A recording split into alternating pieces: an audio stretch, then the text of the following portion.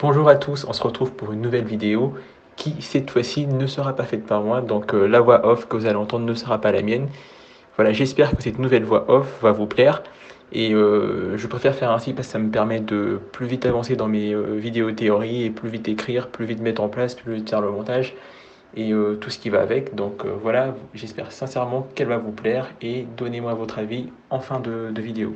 Allez. Salut à tous, c'est El Malefico. Regardez cette vidéo jusqu'au bout si vous voulez pas être maudit. Yo ho ho, yo ho ho, yo ho ho, yo ho ho.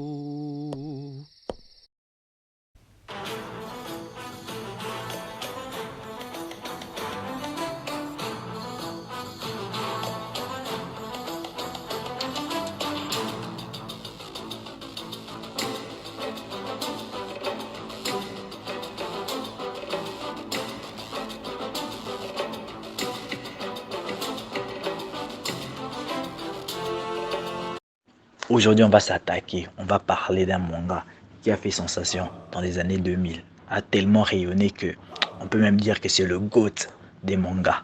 Bon, la fin, il y a à débattre, mais on s'en fout. On aime quand même le manga. T'as compris de quoi je veux parler? Je veux parler bien sûr de Naruto.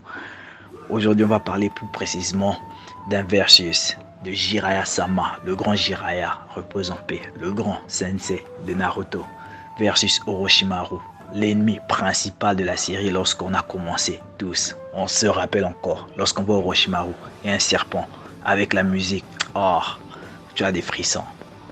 Bon, dans ce versus ici, on va essayer d'être le plus objectif que possible, car vraiment je le sais très bien. Tu vois, vous n'avez rien à foutre de mon avis. Bon, moi si je m'en fous carrément, c'est de votre avis. Donc on va mettre les éléments que l'auteur lui-même, il a mis pour qu'on puisse dire qu'un individu est plus puissant que l'autre. C'est ce qu'on va chercher de faire dans cette vidéo ici. Après, à la fin, on va déterminer qui a plus de chances de gagner s'il y avait confrontation directe entre les deux et ils étaient à 100%. C'est ça, c'est qu'on va tenter de déterminer ici et maintenant.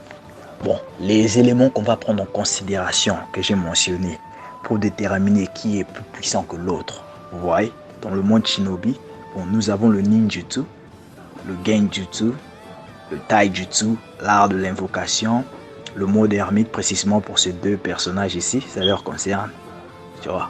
Et les confrontations indirectes, surtout indirectes face à Naruto, que les deux ont pu faire. Vous allez comprendre ce que je veux dire par là. Ok, attaquons maintenant la suite. Alors nous allons commencer d'abord par le ninjutsu. Bon, dans Naruto, le ninjutsu, c'est l'art de transformer son chakra en un élément particulier. Ça peut être le feu, le vent, quelque chose comme ça. Vous voyez maintenant de quoi je vais faire allusion. En ce qui concerne Jiraiya Sensei, le maître de Naruto, on apprend dans le manga que c'est un maître de feu. Ce gars, putain de maître de feu, il peut cracher le feu d'une manière, bon, peut-être les yeux, tu vois, c'est peut-être leur élément principal. Mais Jiraiya, c'est pas un jeu pour toi. Dans le feu, il est top. Il a cette affinité-là, c'est la base du feu. Mais on apprend aussi que Jiraiya, et on le voit même, qu'il peut utiliser le Rasengan, l'une des techniques les plus puissantes du vent, alors que le gars n'a pas cette affinité. Cette technique-là, le Rasengan, il a appris de Minato, quatrième Hokage, le père de Naruto et son élève. Oh, le gars est balèze. Mais il a aussi d'autres techniques, mon cher. Des techniques avec des cheveux qu'il peut utiliser comme l'arbre, comme bouclier. Il a aussi les multiclonages et substitutions, des techniques un peu de base. Waouh, Jiraiya n'est pas un joke, en ce qui concerne le ninjutsu, bro. Notre cher Orochimaru, quant à lui, on apprend au cours du manga que de la bouche du troisième Hokage, Hiruzen lui-même en personne nous dit que le gars était un maître. Non, je dirais plus un génie dans l'art de ninjutsu. Vraiment, c'est mon avis personnel, je dirais plus dans l'univers de Naruto, dans tout l'univers Naruto, si on considère seulement le ninjutsu, Orochimaru serait le top 1, il est au-dessus du game. Pourquoi? Parce que Hiruzen, troisième Hokage, dit lui-même carrément que le gars connaissait presque toutes les techniques. La seule technique qui lui manquait, c'était la technique que Minato, le quatrième Hokage, avait utilisée pour enfermer le renard, le démon renard dans le corps de Naruto, donc le démon de la mort. Et Orochimaru, plus tard dans la quatrième guerre, il va l'utiliser mieux que Hiruzen et Minato, car lui va réussir à l'invoquer sans pour autant mourir. car le prix à payer quand tu l'invoques, tu dois donner ta vie. Conclusion, au niveau du ninjutsu Orochimaru, smash Jiraiya-sama. Je sais c'est difficile à accepter, mais c'est la triste réalité. Bon, maintenant là, on s'attaque à l'art de l'illusion et de la manipulation. Bon, en bref, pour dire simplement, le genjutsu. Bon, Jiraiya, quasiment au cours du manga ou dans l'anime, on l'a jamais vu utiliser le genjutsu. Mais indirectement, il va l'utiliser grâce à Shima, la femme de Fukasaku-sama, l'ermite crapaud qui vient invoquer face à peine. C'est l'une des rares fois qu'on voit Jiraiya utiliser le genjutsu. Orochimaru non plus, dans le manga, on l'a vu directement ou dans l'anime utiliser le genjutsu. On entend juste parler que c'est un génie dans les techniques.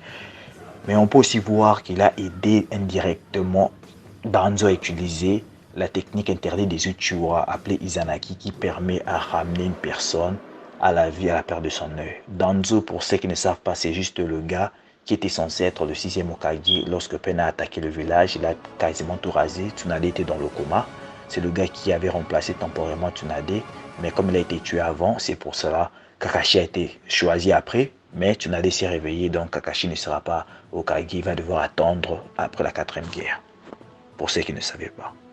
Donc c'est pour cela, moi je donnerais plus de points à Orochimaru, même dans le genjutsu, parce que le gars ne sait pas où il pouvait aller. Tandis que Jiraiya, ce n'était pas vraiment sa spécialité.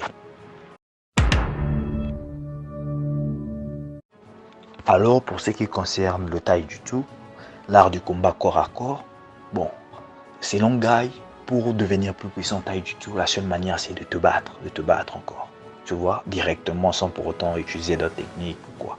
Orochimaru, lui, il est plus manipulateur, vicieux, calculateur et généralement il se bat avec, il se relaie trop dans ses techniques ninjutsu pour se battre. Tandis que Jiraiya, lui, il a le mode ermite qui le permet d'amplifier ses capacités de ninjutsu ou bien de taijutsu. Dans le ninjutsu, on a pu voir avec le gros Rasengan qu'il pouvait faire. Le taijutsu, on voit lorsqu'il donne un coup de pied à un des Pain, il est quasiment aveugle. Il ne peut même plus voir pendant tout le combat. C'est le Pain qui invoque toutes sortes des animaux géants. En se basant sur cet élément-là, on peut conclure que Jiraiya est plus puissant qu'Orochimaru, ou bien je le donnerai plus le point au niveau taijutsu parce que le gars est plus rapide, plus puissant et plus physique qu'Orochimaru. Car le gars, Orochimaru, il s'est plus concentré sur les techniques que sur le combat corps à corps. Donc le point ici revient à Jiraiya. Et oui, on arrive déjà à la fin de la première partie de cette vidéo. Si vous voulez connaître le fin mot de cette comparaison, je vous inviterai à suivre la deuxième partie de la vidéo qui sortira prochainement.